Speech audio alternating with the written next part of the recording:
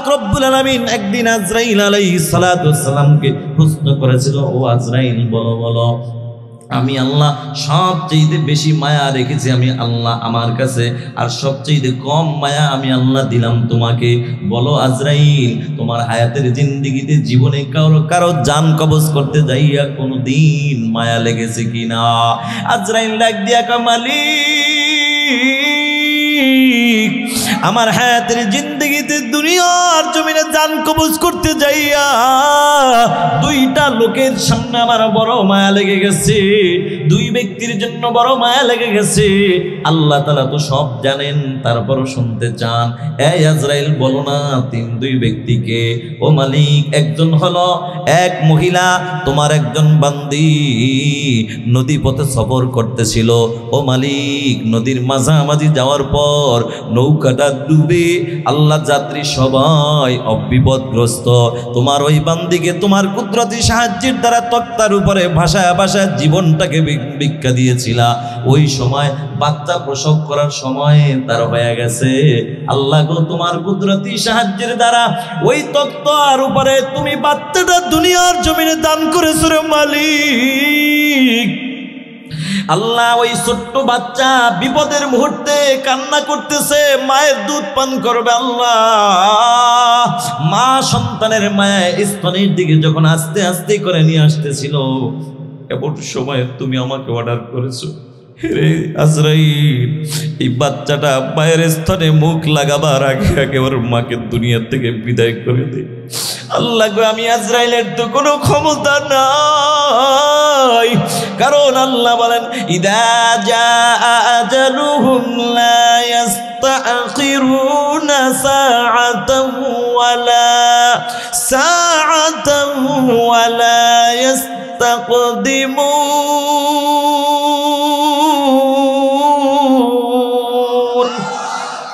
আল্লাহ বলেন, আমার ওয়ার্ডার যখন ওয়ার্ডার হয়ে যাবে, এক সেকেন্ড আগেও হবে না, পরেও হবে না। কথা কোন ঠিক কিনা? আজরাইল ডাক দিয়া কয়, মালিক রে, আমার তো ক্ষমতা নাই, তখন দেরি করার ক্ষমতা আমার নাই। তবে মালিক শুনে নাও, যদি আমার অন্তরে মায়া কম দিছ, তারপর আমার ওই কম মায়ার পরেও যদি ওই সময় আমি আজরাইলের হাতে যদি কোনো ক্ষমতা থাকতো রে মালিক, তাহলে অন্তত ওই বাচ্চাটা মায়ের স্তনে মুখ লাগাবার সময় আমি অন্তত তাকে দিয়া দিতাম। আল্লাহ পাক তখন ডাক দিয়া কয়, আজরাইল, বুঝলাম এই বাচ্চাটার জন্য, ও আজরাইল, এই বাচ্চাটার জন্য মায়া লাগছে। আজরাইল, আল্লাহ তোমার হুকুমে আমি জান কবজ করেছি, এরপরে বাচ্চাটা কি বেঁচে আছে, বাচ্চাটার কি অবস্থা, কোন অবস্থায় আছে এটা আমি জানি না। আল্লাহ ডাক দিয়া কয়, আজরাইল, এরপরে আর কারোর জন্য কি মায়া লাগছে? কয়, হ্যাঁ হ্যাঁ ও মালিক, আর একজনের জন্য মায়া লেগেছে। বলে, কে কে? কয়, তোমার একজন নাফরমান বান্দা, নাম হইল সাদ্দাত। এই সাদ্দাত নিজে জান্নাত বানাইছে, তোমার জান্নাতের মধ্যে যাবে না, নিজে পণ্ডিতি করে জান্নাত বানাইছে। এই জান্নাতগুলো সব বানানো যখন শেষ হয়ে গেছে, জান্নাতের গেটের মধ্যে যখন ঢুকবে, ঘোড়ার উপর সওয়ার হয়ে যখন গেটের কাছাকাছি গেছে, একটা পাও মাত্র জমিনের মধ্যে ফালাইছে, দ্বিতীয় পাও ফালানোর আগে তোমার পক্ষ থেকে অর্ডার হয়ে গেছে, এরে আজরাইল, যাও যাও, সাদ্দাত দ্বিতীয় পাও জমিনে ফালানোর আগে ওর জান কবজ করবা। মালিক রে, তখন তো আমার হাতে কোনো ক্ষমতা নাই, আমি তোমার অর্ডার পাইয়া সামনে হাজির। ওই সাদ্দাত ডাক দিয়া কয়, কে তুমি? আমার সামনে দাঁড়াইছো কে? আমি বলেছি মালাকুল মউত আজরাইল। তখন সাদ্দাত অনুনয় বিনয় হইয়া ডাক দেয়া কয়, ভাই আজরাইল রে, বড় শখ করে আমি জান্নাত বানাইছি। এরে আজরাইল, তুমি তো জানো আমি ঈমান আনি নাই, আমি জান্নাত পাবো না, আমি তো ওই মালিকের জান্নাত আমি পাবো না। তবে দুনিয়ায় বড় শখ করে জান্নাত বানাইলাম, আমাকে একটু সুযোগ দাও, আমি অন্তত জান্নাতে একবার ঢুকবো আর একবার আমি বের হয়ে যাব। ও মালিক, আমি আজরাইলের কাছে এত বারবার অনুরোধ করার কারণে আমি আজরাইলের এত মায়া লেগে গেছে রে আল্লাহ, যদি আমার হাতে কোনো ক্ষমতা থাকতো, অন্তত সাদ্দাতের এত শখ করে বানানো জান্নাতে একবার হলো আমি ঢোকার জন্য সুযোগ দিলাম। আল্লাহ ডাক দিয়া কে, রে আজরাইল, আরে সামান্য একটু মায়া পায়া তোর জন্য এত মায়া লাগে রে আজরাইল। তাহলে যে আল্লাহ, আমি আল্লাহ 99 ভাগ মায়া আমি আল্লাহ নিজের কাছে রেখে দিয়েছি, তাহলে আমি আল্লাহর অন্তরে কি আমার বান্দার মায়া কম নাকি? এরে আজরাইল তখন ওই যে জান্নাতে ঢোকার আগে তোর কাছে বারবার অনুরোধ করেছে, বারবার নত স্বীকার করেছে। ওই নত স্বীকারটা তোর কাছে না করে যদি আমি আল্লাহকে যদি বলতো আল্লাহ, আমি আল্লাহকে যদি আল্লাহ আল্লাহ আল্লাহ বলে যদি ডাক দিত, আর যদি বলতো আল্লাহ অন্যায় করেছি, ভুল করেছি, মাফ করে দাও, আমি এখন ঈমান আনলাম তোমার উপরে, আর আমি ভুল করব না, আমি আল্লাহর রহমতের দরজাটা তো বান্দার জন্য খুলে দিতাম। কারণ আল্লাহ তাআলা কুরআনুল কারীমের মধ্যে জানায় দেয়, কুল ইয়া ইবাদিয়াল্লাযীনা আসরাফু আলা আনফুসিহিম লা তাকুনাতু মির রাহমাতিল্লাহ ইন্নাল্লাহা ইয়াগফিরুয যুনুবা জামিআ ইন্নাহু হুয়াল গফুরুর রহিম।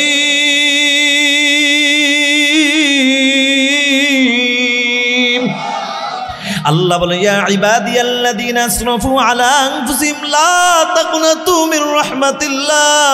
এরে বান্দা নিজের নফসের উপর জুলুম করেছো, অন্যায় করেছো, এরে বান্দা নৈরাশ হয়ো না, আমি আল্লাহর রহমত থেকে নৈরাশ হয়ো না। যুবক ভাইরে, এমন কথা তো দুনিয়ার কোনো মা বলবে না, বাপ বলবে না, কেউ বলবে না। একমাত্র বলার একজনই আছেন, তিনি হলেন তোমার আমার মালিক আল্লাহ। এ নবীর উম্মত, আল্লাহর দেওয়া জবানটা ইচ্ছা করলে, আল্লাহ যদি ইচ্ছা করেন আপনার আমার এই জবানটাকে বন্ধ করে দিবেন, মোটামুটি কয় মাস সময় লাগবে? পিছনের বাইরে কি কয়েক সপ্তাহ? 1 সেকেন্ডও লাগবে না। এটাই বাস্তব, এটাই সত্য। কথা বলেন ঠিক কিনা? মুসলমান আল্লাহর গোলাম, তাহলে এই যে জবান নামক নিয়ামত আল্লাহ দান করলেন, আল্লাহর দেওয়া জবানটা দিয়ে আল্লাহকে ডাকতে এত কৃপণতা কেন? ও নবীর উম্মত, অথচ দুনিয়ার জমিনে তাকায় দেখো কত মায়ের সন্তান, একই মায়ের 5 সন্তান, 4 জন কথা বলতে পারে, একজন পারে না। আছে না নাই? 4 জনের হাত আছে, একজনের নাই। আছে না নাই? 4 জনের চোখ আছে বাবা, একজনের নাই। আছে না নাই? আজকে তোমার আমার হাত বলো, চোখ বলো, জবান বলো, নিয়ামত আছে বিদায় কদর নাই। অথচ এই নিয়ামত গুলা যার নাই তাকে যায় জিজ্ঞাসা করে দেখো এক একটা নিয়ামতের কত দাম। ও ভোলার মুসলমান, জানি না আপনারা জীবনেও কখনো কাউকে প্রশ্ন করার সুযোগ পেয়েছেন কিনা আমার জানা নাই, তবে আমার জীবনে আমি একজনকে প্রশ্ন করার একটু সুযোগ পেয়েছিলাম। বলবো কিনা?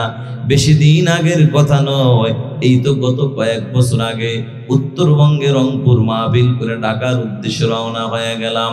বগুড়া পার হওয়ার পর আমার সিটের পাশেই দাঁড়ানো 15 থেকে 16 বছরের একজন যুবক আল্লাহর গোলাম, চেহারাটা বড় সুন্দর।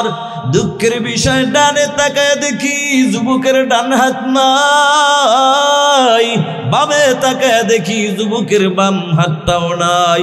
এই দৃশ্যটি দেখে আমি আমার মালিক আল্লাহর দরবারে শুকর আদায় করলাম, আর ডেকে বললাম, আল্লাহ কত সুন্দর নেয়ামত তুমি আমাকে দান করেছো, ইচ্ছা করলে পারতা তুমি আমাকেও যুবকের মতো বানাইতে। কথা কোন ঠিক কিনা?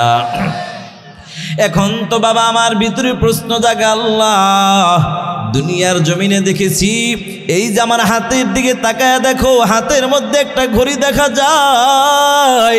এ বাবা, এই ঘড়িটা পরার জন্য কিন্তু আমার আর একটা হাতের প্রয়োজন হয়। চশমাটা পড়তে যাই, সেখানেও দেখি হাতের প্রয়োজন হয়। এ বাবা, খানা খাইতে যাই, হাতের প্রয়োজন হয়। বাথরুমে যাই, সেখানেও দেখি হাতের প্রয়োজন হয়। কথা বলেন ঠিক কিনা? এখন তো আমার ভিতরে প্রশ্ন জাগে, আল্লাহ দুনিয়ার জমিনে খানা খাইতে গেল হাতের প্রয়োজন হয়, বাথরুমে গেলে হাতের প্রয়োজন হয়। ও মালিক, তোমার এই বান্দার ডানে তাকায় দেখি ডান হাত নাই, বামে তাকায় দেখলাম বাম হাতটাও নাই। মালিক রে, দুনিয়ায় দেখেছি একটা মানুষের হাত যদি একটা না থাকে আর একটা দিয়ে কষ্ট হলেও চলতে পারে, কিন্তু মালিক তাকায় দেখলাম তোমার এই বান্দার ডান হাতও নাই, বাম হাতও নাই। তোমার এই বান্দা কিভাবে খানা খায়, কিভাবে বাথরুমে যায়, কিভাবে জামা কাপড় পরে? বলে লালমোহন থানার মুসলমান, আওয়াজ দিয়া বলো, এমন একটা প্রশ্ন বাবা মনের মধ্যে জাগে কি জাগে না? এরে বাবা, প্রশ্ন তো জাগে, করব কিভাবে? হঠাৎ করে আমার সফর সঙ্গে উঠাইয়া যুবক আল্লাহর গোলামকে পাশে বসাইয়া এইবার প্রশ্ন করলাম, যুবক রে, ডানে তাকাইলাম দেখলাম ডান হাত নাই, বামে তাকাইলাম দেখলাম বাম হাতটাও নাই। বলো যুবক, এটা কি জন্ম থেকে না দুনিয়াতে আসার পরের ঘটনা? এই প্রশ্নটা করার সাথে সাথে তাকায় দেখি ওই যুবকের চোখে পানি।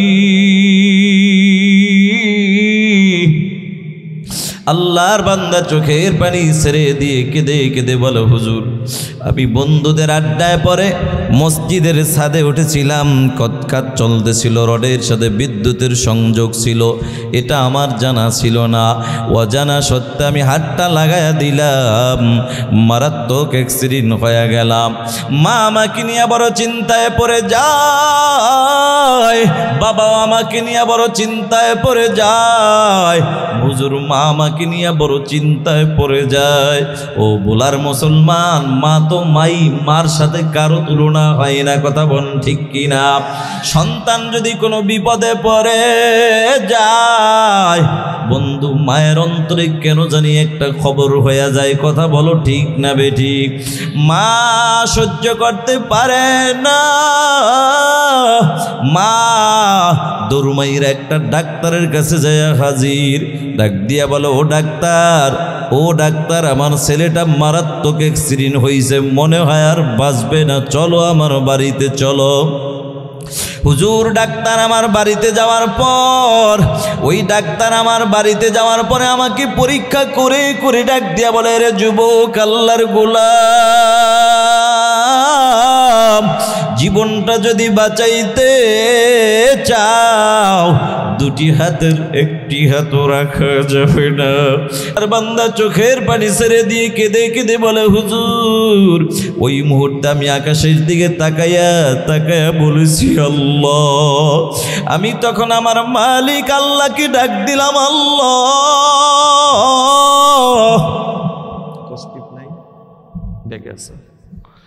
আমি আমার মালিক আল্লাহকে ডাক দিয়া বললাম, আল্লাহ, ও মালিক, ও মালিক, তুমি আমার হাত নামক নিয়ামত যদি উঠাইয়া নিয়ে যাও কোনো অসুবিধা নাই। আল্লাহ, তারপরও তুমি আমার জীবন নামক নিয়ামতটা তুমি বাঁচাইয়া দাও। এই কথাটা বলার পরে ও যুবক ভাই, আমি বললাম, ভাইরে, আমি বুঝলাম তুমি জীবন নামক নিয়ামত বাঁচানোর জন্য দুটি হাত কাটতে রাজি হইছো, ভালো কথা। বলো যুবক, তুমি খানা খাও কিভাবে, বাথরুমে যাও কিভাবে? এই কথাটা বলার পরে আবার তাকায় দেখি যুবকের চোখে পানি। আল্লাহর বান্দা চোখের পানি ছেড়ে দিয়ে কেঁদে কেঁদে বলে, হুজুর, মাঝে মাঝে পেটে ক্ষুধা নিয়ে আমি যখন ঘরের মধ্যে প্রবেশ করি, তাকায়া দেখি আমার জনম দুঃখিনী মা আমার জন্য খানা রেডি করে মা বাহিরে কাজে লিপ্ত হয়ে গেছে। তখন পেটে ক্ষুধা নিয়ে একবার আমি খানার দিকে তাকাই, আবার আমার মায়ের চেহারার দিকে আমি তাকাই, আর আকাশের দিকে তাকায় বলি, আল্লাহ, তুমি আমার হাত নামক নিয়ামতের যে কত দাম এতদিন বুঝি নাই, আজকে বুঝতেছি। যদি আমার হাত নামক নিয়ামত থাকতো রে মালিক, তাহলে পেটে ক্ষুধা নিয়ে মায়ের চেহারার দিকে তাকায় থাকা লাগতো না। জোরে বলেন কথা ঠিক না বেঠিক? নিজের খানা নিজেই হাত দিয়া মুখে তুলে দিতে পারতাম। এরে ভোলার মুসলমান, ও যুবক ভাই, ও বৃদ্ধ বাবাজিরা, ঘটনা বলার উদ্দেশ্য আমার ছিল না, বুঝাইতে চাইলাম বাবা, হাত বলো, চোখ বলো, জবান বলো, নিয়ামত দান করলেন কে? এই আল্লাহর দেওয়া জবানটা খুলিয়া জীবনভর কত নেতার স্লোগান দিলা। আরে সকাল থেকে সন্ধ্যা পর্যন্ত স্লোগান দিতে দিতে দিতে দিতে তোমার গলার কণ্ঠ নষ্ট করে দিলা। বিনিময়ে তোমাকে হয়তোবা তোমার নেতা এক কাপ চা অথবা একটা মিষ্টি, সর্বোচ্চ 500 টাকা, এই 500 টাকার একটা নোট যদি আবার এলাকার পাতি নেতার হাতে পড়ে যায় 300 টাকা গায়েব হয়ে যায়। কথা কও ঠিক কিনা? এরপরও তুমি নেতার উপর কত খুশি। আল্লাহ ডাক দেখে, রে গোলাম, ওই কণ্ঠটা তো দিয়েছি আমি আল্লাহ।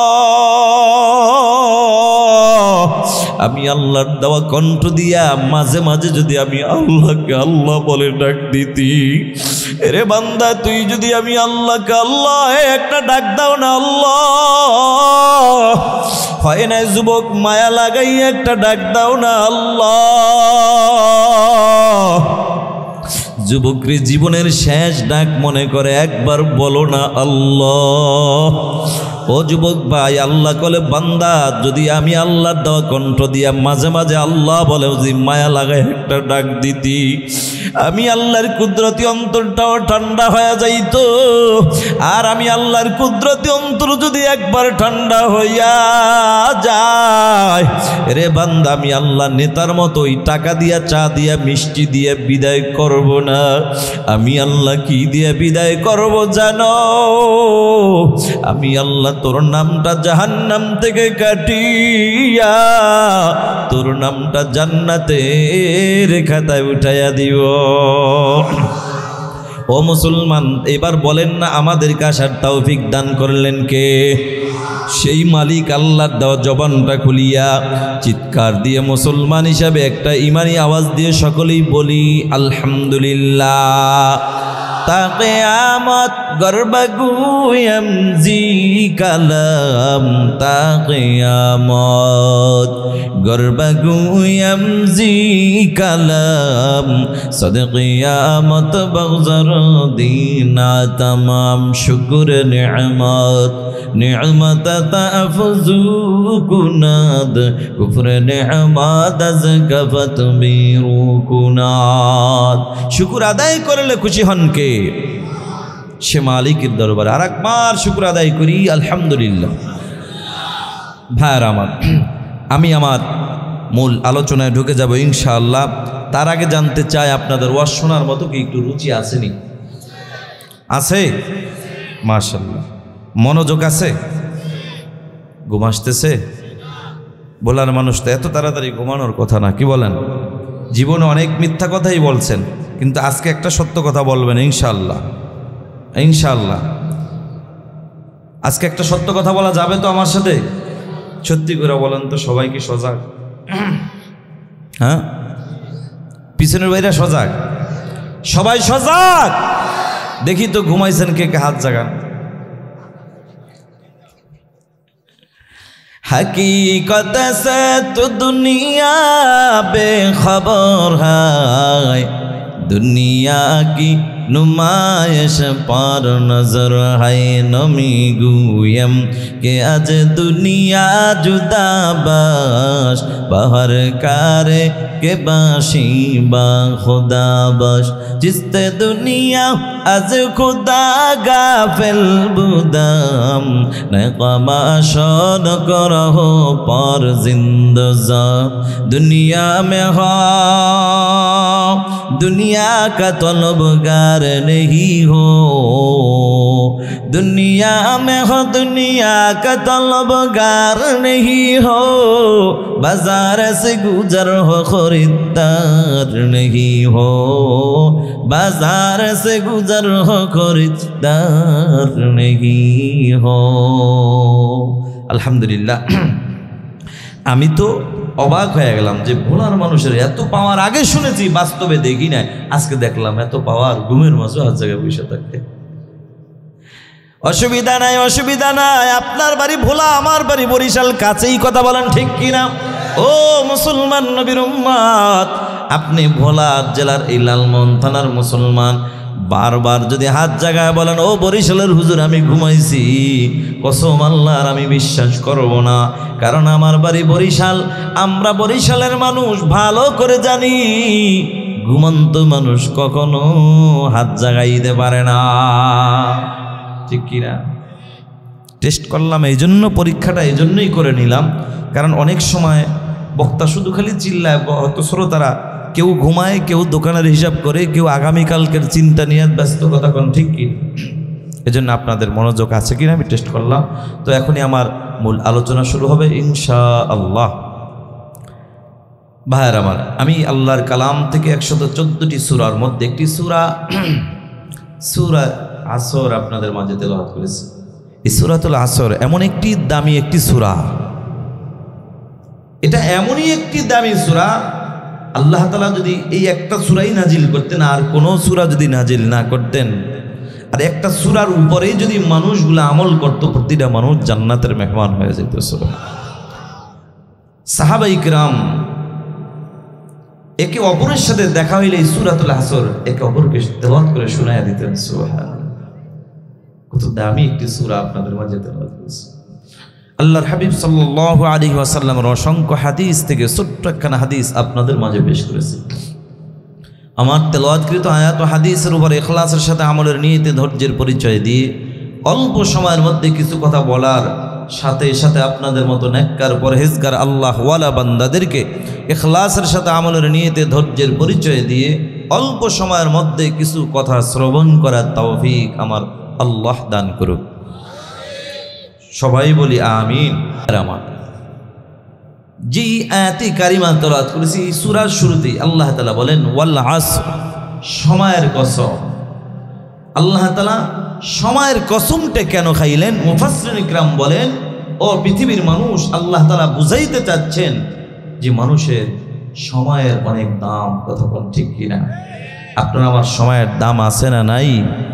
আরে ভাই, আপনার আমার সময়ের এত দাম।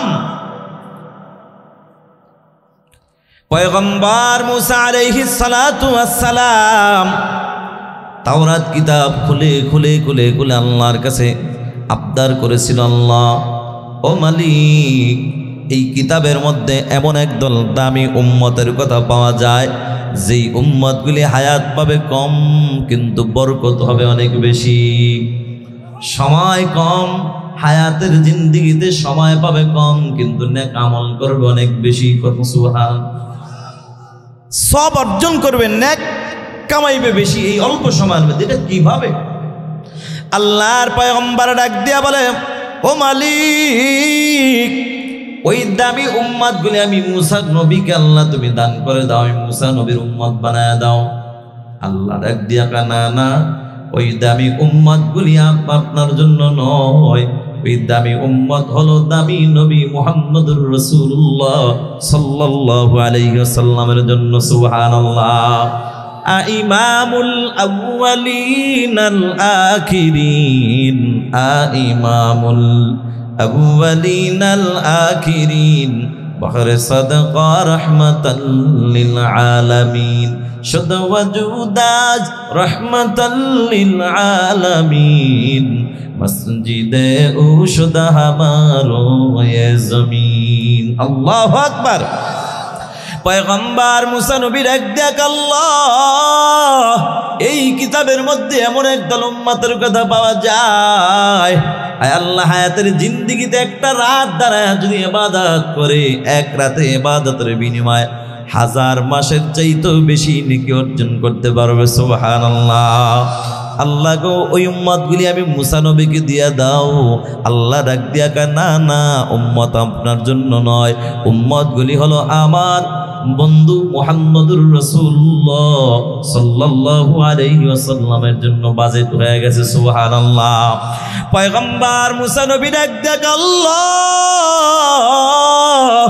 আমি যেই নবীর প্রশংসা শুনলাম, যেই উম্মতের প্রশংসা আমি তোমার কাছে শুনলাম, আল্লাহ গো আমার আর উম্মত দরকার নাই, এতক্ষণ পর্যন্ত যেই নবীর প্রশংসা তুমি আমাকে শুনাইলা, আমি মুসা নবীকেও সেই নবীর উম্মত বানায়া দাও।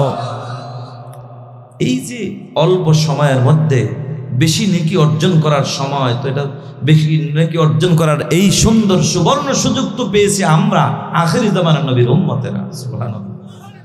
খুশি না বেজার? কিছু নামাজ তো পড়ার দরকার নেই। কি বলেন? দরকার আছে? তাহলে খুশি হয়ে আরো বেশি বেশি মসজিদে যাওয়ার দরকার, ঠিক কি না? আল্লাহ কবুল করুক, আমিন। এই জন্য আল্লাহ তাআলা বলেন ওয়াল আসর, সময়ের কসম। ও নবীর উম্মত, সময়ের কসম কেন খাইলেন বন্ধু? বন্ধু, হায়াতের জিন্দেগির সময়ের অনেক দাম। আপনার আমার হায়াতের জিন্দেগির অনেক দাম, অনেক দাম। এই সময়টা হেলায় খেলায় কাটানো যাবে না, কারণ আখিরি জামানার নবীর উম্মত হায়াত কিন্তু বেশি পাবেন না। এরে মুসলমান, এ বাংলার জমিনে একটা মানুষ সর্বোচ্চ বর্তমানে যদি বেশি হায়াত পায়, সর্বশেষ লাস্ট বর্ডার ধরা যায় সর্বোচ্চ 70 বছর, এর চাইতে বেশি না। বর্তমানে যেমন আমরা এর চাইতে বেশি আশা করতে পারি না, যদি একদম বেশি পাওয়া যায়, কথা কোন ঠিক কিনা? কিন্তু আমাদের দাদা যারা ছিল, দাদা দাদু, তারা নানা নানু, তারা মোটামুটি অনেকেই 100 বছর পেয়েছেন, 90 পেয়েছেন, 100+ হয়েছে। আমি দেখেছি আমার এলাকায় কয়েকজন দাদা দেখেছি 115 বছর একজনকে দেখেছি, তবে চশমা লাগে নাই, তিনি সবসময় আল্লাহর কালাম তেলাওয়াত করতো চশমা ছাড়াই। কোরআনের সাথে সম্পর্ক থাকার কারণে আল্লাহ তাআলা তার চোখের দৃষ্টিশক্তি, এই পাওয়ারটা আল্লাহ তাআলা অনেক বাড়িয়ে দিয়েছেন। আর আমাদের দৃষ্টিশক্তি তো কমে যাচ্ছে। শক্তিটা কেন কমে যাচ্ছে? যেদিকে তাকাইলে আল্লাহ বেজার হয় সেদিকে আমরা বেশি বেশি তাকাই, ঠিক কিনা ভাইরা আমার? এজন্য হায়াতের জিন্দেগির সময়ের অনেক দাম। মুসলমান, সময়ের দাম কেমন দাম? এ নবীর উম্মত, এই দামি সময়টা আমাদের হেলায় খেলায় কাটানো যাবে না। এ কলিজার টুকরা যুবক ভাই, এদিক সেদিক সময় নষ্ট করা যাবে না। তোমার আমার সময়ের দাম কত বন্ধু, বুঝাবার জন্য ছোট্ট একটা উদাহরণ দেই। এক বাদশার একটা বান্দি ছিল, বান্দি। এই বান্দিটাকে বাদশা হঠাৎ করে নিয়ত করে ফেলেছে বান্দিটাকে বিক্রি করে ফেলবে, বান্দিটাকে বিক্রি করবে। আওয়াজটা বান্দির কানে চলে গেল। বান্দি ডাক দিয়া কও, বাদশা, আপনি আমাকে বিক্রি করবেন, কোনো অসুবিধা নাই। ও বাদশা, তবে এমন একজন ভালো লোকের কাছে বিক্রি করেন, যেই লোকটার কাছে গেলে আমার মালিকের গোলামি করার সুযোগ আমাকে দিবে। সুবহানাল্লাহ। আজকে মুসলমান কোটি কোটি টাকার মালিক হইয়া এরপর ওই মালিক আল্লাহর গোলামির মধ্যে গাফলতি, ওই আল্লাহর গোলামি করতে পারি না। এ মুসলমান, সুস্থ থাকার পরে ওই মালিক আল্লাহর গোলামি করতে পারি না। অথচ কত অসুস্থ মানুষ হসপিটালের বেডে শুয়া শুয়া কান্না করে, আর কা মালিক যদি আমাকে একটু সুস্থতার নিয়ামত দান করতা, আল্লাহ গো, আমি এখন তোমার গোলামি নিয়ে ব্যস্ত থাকতাম। কত আল্লাহর বান্দারা চোখের পানি পালাইয়া বিছানায় বসে বসে কাঁদে, আর কা মালিক আজকে কতদিন হইল মসজিদে যাইয়া জামাতের সাথে তাকবীর উলার সাথে নামাজ আদায় করতে পারি না। আর তুমি আমি সুস্থ থাকার পরেও, হাতে সময় থাকার পরেও বন্ধু 4 দোকানে বসে গল্পে কাটায়া দিলাম, হেলায় খেলায় কাটায়া দিলাম, মসজিদে যাই না। তবে মুসলমান, এটা বুড়া হইয়া শক্তি হারায়া আফসোস করলে কাজ হবে না। আখিরি জমানার নবীর উম্মত হওয়ার কারণে আল্লাহ এত সম্মান দান করছেন। ও যুবক ভাই, এখন যদি জামাতের সাথে তাকবীর উলার সাথে 5 ওয়াক্ত নামাজ যদি আমরা পড়তে পারি, সময়টাকে মূল্যায়ন করে করে যদি ওই মালিক আল্লাহর গোলামি করতে পারি, ও যুবক ভাই, মাঝে মাঝে যদি তাহাজ্জুদ নামাজের মধ্যে যদি কাটায়া দিতে পারি, এমন একটা দিন হতে পারে, চলে আসবে যেদিন আমি বুড়া হয়ে যাব। মানুষের ধরন ছাড়া, মানুষের সাহায্য ছাড়া আমি দাঁড়াইতে পারবো না, মানুষের সাহায্য ছাড়া আমি মসজিদে যেতে পারবো না। সেদিন যদি আমি বিছানায় শুয়া শুয়া যদি আফসোস করি, আল্লাহ তাআলা তো এমন দয়ার আল্লাহ, আল্লাহ তো এমন দয়ার আল্লাহ, আপনার আমার মালিক তেমন একজন মায়ার মালিক, যেই মায়ার মালিক মোহাব্বত নামক, ভালোবাসা নামক নিয়ামত সৃষ্টি কইরা আল্লামা শেখ সাদি রহমাতুল্লাহি আলাইহি বলেন 99 ভাগ মোহাব্বত ভালোবাসা আল্লাহ তাআলা নিজের কাছে রেখে দিয়েছেন। সুবহানাল্লাহ। বাকি 1 ভাগ মোহাব্বত আবার 100 ভাগ কইরা 99 ভাগ মোহাব্বত আপনার আমার নবী মুহাম্মদুর রাসূলুল্লাহ সাল্লাল্লাহু আলাইহি ওয়াসাল্লামকে দান করেছেন। সুবহানাল্লাহ। বাকি 1 ভাগ মোহাব্বত আল্লাহ তাআলা গোটা পৃথিবীর মানুষদেরকে আল্লাহ দান করেছেন, যত মাখলুক আছে সব কিছুকে আল্লাহ বন্টন করে দিলেন। সামান্য এক ভাগ মোহাব্বত পাইয়া মা সন্তানকে বলতে পারে না, সন্তান মাকে বলতে পারে না। প্রেমিক প্রেমিকার জন্য জীবন দিয়ে দেয়, মা সন্তানের জন্য জীবন দেয়, সন্তান মার জন্য জীবন দেয়। স্বামী স্ত্রী ছাড়া থাকতে পারে না, স্ত্রী স্বামীকে ছাড়া থাকতে পারে না। এক ভাগ মায়া পাইয়া যদি এই অবস্থা হয়, তাহলে যার কাছে 99 ভাগ মায়া, তাহলে ওই মালিক বান্দাকে, বান্দার প্রতি কতটা মায়া, কতটা মায়া। এরে বাবা, বুঝাবার জন্য ছোট্ট একটি ঘটনা বলি। আল্লাহ পাক রব্বুল আলামিন, যে আল্লাহ পাক রব্বুল আলামিন একদিন আজরাইল আলাইহিস সালাতু ওয়াস সালামকে প্রশ্ন করেছিল, ও আজরাইল বলো বলো, আমি আল্লাহ সবচেয়ে বেশি মায়া রেখেছি আমি আল্লাহ আমার কাছে, আর সবচেয়ে কম মায়া আমি আল্লাহ দিলাম তোমাকে। বলো আজরাইল, তোমার হায়াতের জিন্দেগিতে জীবনে কারো জান কবজ করতে যাইয়া কোনোদিন মায়া লেগেছে কিনা? আজরাইল ডাক দিয়া কামালি, আমার হায়াতের জিন্দেগিতে দুনিয়ার জমিনে জান কবজ করতে যাইয়া দুইটা লোকের সামনে আমার বড় মায়া লেগে গেছে, দুই ব্যক্তির জন্য বড় মায়া লেগে গেছে। আল্লাহ তাআলা তো সব জানেন, তারপরও শুনতে চান। এই আজরাইল বলো না দুই ব্যক্তিকে। ও মালিক, একজন হলো এক মহিলা, তোমার একজন বান্দি নদী পথে সফর করতেছিল। ও মালিক, নদীর মাঝামাঝি যাওয়ার পর নৌকাটা ডুবে আল্লাহ যাত্রী সবাই অবিপদগ্রস্ত। তোমার ওই বান্দিকে তোমার কুদরতি সাহায্যের দ্বারা তক্তার উপরে ভাষায় ভাষায় জীবনটাকে ভিক্ষা দিয়েছিলা। ওই সময় বাচ্চা প্রসব করার সময় তার হয়ে গেছে। আল্লাহ গো, তোমার কুদরতি সাহায্যের দ্বারা ওই তক্তার উপরে তুমি বাচ্চাটা দুনিয়ার জমিনে দান করেছো রে মালিক। আল্লাহ, ওই ছোট্ট বাচ্চা বিপদের মুহূর্তে কান্না করতেছে, মায়ের দুধ পান করবে। আল্লাহ, মা সন্তানের মায়ের স্তনের দিকে যখন আস্তে আস্তে করে নিয়ে আসতেছিল, এমন সময় তুমি আমাকে অর্ডার করেছো, হে আজরাইল, এই বাচ্চাটা মায়ের স্তনে মুখ লাগাবার আগে আগে ওর মাকে দুনিয়া থেকে বিদায় করে দে। আল্লাহ গো, আমি আজরাইলের তো কোনো ক্ষমতা নাই, কারণ আল্লাহ বলেন, ইদা জাআ আজালুহুম লা ইস্তাখিরুনা সাআতান ওয়ালা সাআতান ওয়ালা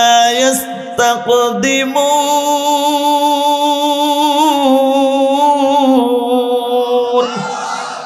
আল্লাহ বলেন, আমার ওয়ার্ডার যখন ওয়ার্ডার হয়ে যাবে, 1 সেকেন্ড আগেও হবে না, পরেও হবে না। কথা কোন ঠিক কিনা? আজরাইল ডাক দিয়া কয়, মালিক রে, আমার তো ক্ষমতা নাই, তখন দেরি করার ক্ষমতা আমার নাই। তবে মালিক শুনে নাও, যদি আমার অন্তরে মায়া কম দিছ, তারপর আমার ওই কম মায়ার পরেও যদি ওই সময় আমি আজরাইলের হাতে যদি কোনো ক্ষমতা থাকতো রে মালিক, তাহলে অন্তত ওই বাচ্চাটা মায়ের স্তনে মুখ লাগাবার সময় আমি অন্তত তাকে দিয়া দিতাম। আল্লাহ পাক তখন ডাক দিয়া কয়, আজরাইল, বুঝলাম এই বাচ্চাটার জন্য, ও আজরাইল, এই বাচ্চাটার জন্য মায়া লাগছে। আজরাইল, আল্লাহ তোমার হুকুমে আমি জান কবজ করেছি, এরপরে বাচ্চাটা কি বেঁচে আছে, বাচ্চাটার কি অবস্থা, কোন অবস্থায় আছে এটা আমি জানি না। আল্লাহ ডাক দিয়া কয়, আজরাইল, এরপরে আর কারোর জন্য কি মায়া লাগছে? কয়, হ্যাঁ হ্যাঁ ও মালিক, আর একজনের জন্য মায়া লেগেছে। বলে, কে কে? কয়, তোমার একজন নাফরমান বান্দা, নাম হইল সাদ্দাত। এই সাদ্দাত নিজে জান্নাত বানাইছে, তোমার জান্নাতের মধ্যে যাবে না, নিজে পণ্ডিতি করে জান্নাত বানাইছে।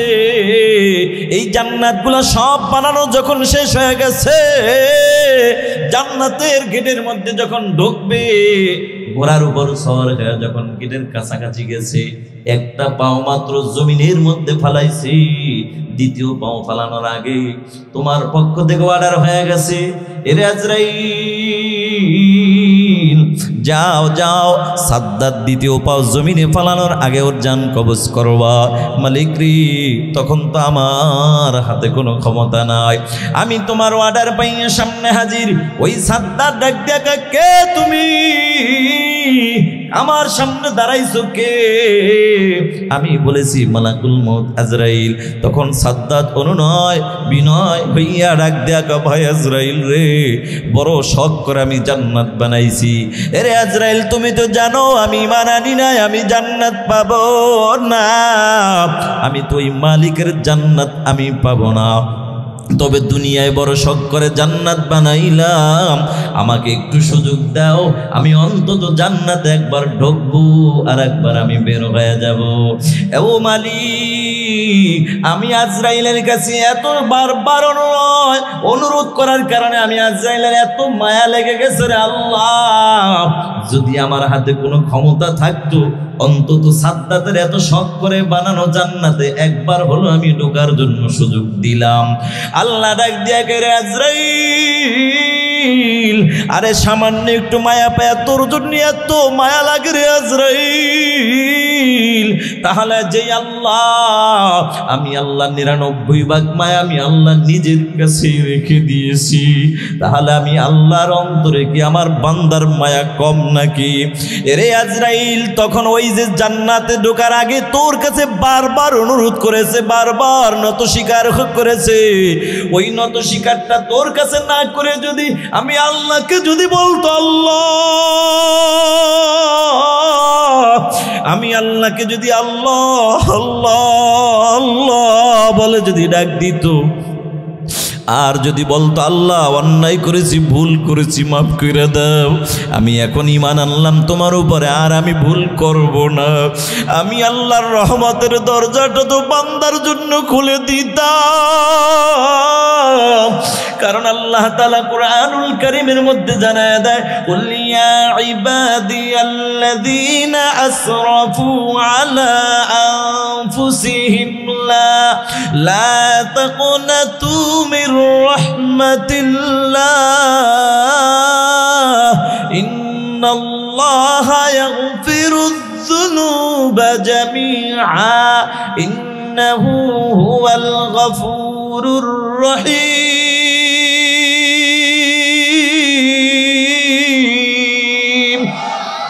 আল্লাহ বলে, ইয়া ইবাদিয়াল্লাযীনা আসরাফু আলা আনফুসিহিম লা তাকুনাতু মির রাহমাতিল্লাহ, এরে বান্দা নিজের নফসের উপর জুলুম করেছো, অন্যায় করেছো, এরে বান্দা নৈরাশ হয়ো না, আমি আল্লাহর রহমত থেকে নৈরাশ হয়ো না।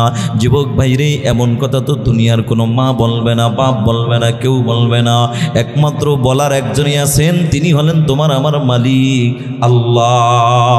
আল্লাহ বান্দাকে দয়া মায়া কইরা কত ভালোবাসা ডাক দিয়া করে, গোলাম আমি আল্লাহ পাক রব্বুল আলামিন, এরে বান্দা আমি আল্লাহর কাছে নত হও, একটু নত হও, আমি আল্লাহর কাছে নত হইয়া জীবনের গুনার কথা স্মরণ করে ক্ষমা চাও।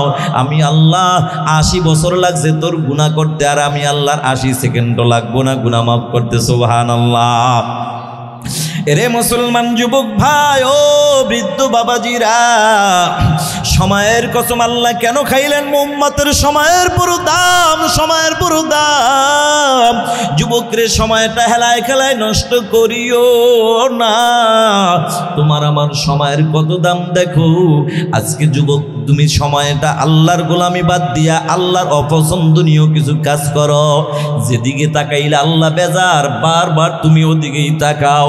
যাদের পিছনে ঘুরে ঘুরে তুমি সময় নষ্ট করে রে যুবক, কসম আল্লাহ তোমার এই বন্ধু বলো, বান্ধবী বলো, দুনিয়ার জমিনে তোমার স্ত্রী বলো, সন্তান বলো, এরে ভাই যাদের পিছনে আড্ডা মাইরা তুমি ওই মালিক আল্লাহর গোলামি গুলা বাদ দিতেছো, আল্লাহর কসম এরা কিন্তু তোমার আমার আপন না। তোমার আমার আসল আপন যিনি, তিনি কে? কারণ আল্লাহ তাআলা বলেন, ইয়াউমা ইয়াফিরুল মারউ মিন আখিহি ওয়া উম্মিহি ওয়া আবিহি ওয়া সাহিবাতিহি ওয়া বানিহি।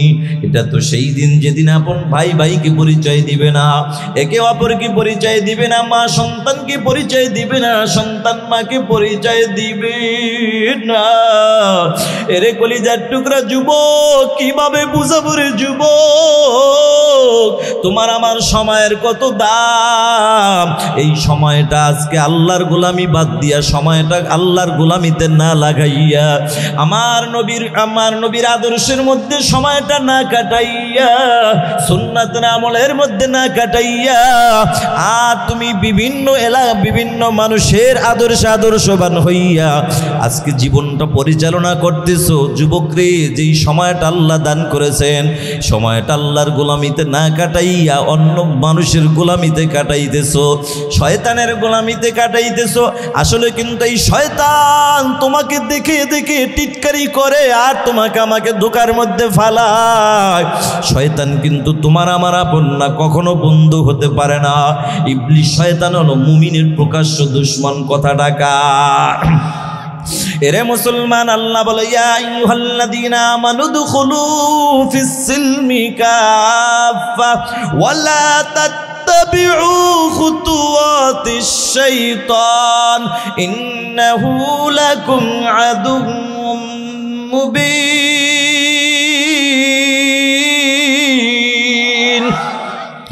আল্লাহ পাক রব্বুল আলামিন বলেন, ঈমানদার ইসলামের মধ্যে পরিপূর্ণভাবে প্রবেশ করো, খবরদার শয়তানের পথ অনুসরণ করিও না, নিশ্চয়ই শয়তান হল মুমিনের প্রকাশ্য দুশমন। কথা কোন ঠিক কি না?